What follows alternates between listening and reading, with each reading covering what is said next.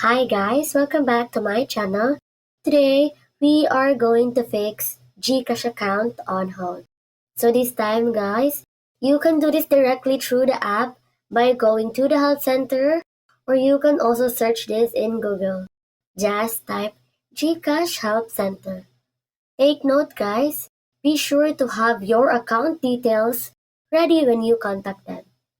Okay guys, as you can see here, you will type here account is on hold.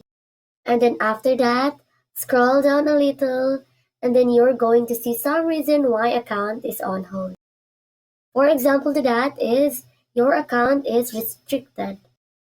And then until we find the chat with Gigi option, this is where you can get direct support. You'll be chatting with Gigi, the Gcash chatbot.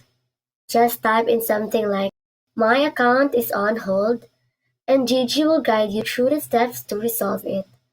Follow the prompts from Gigi carefully.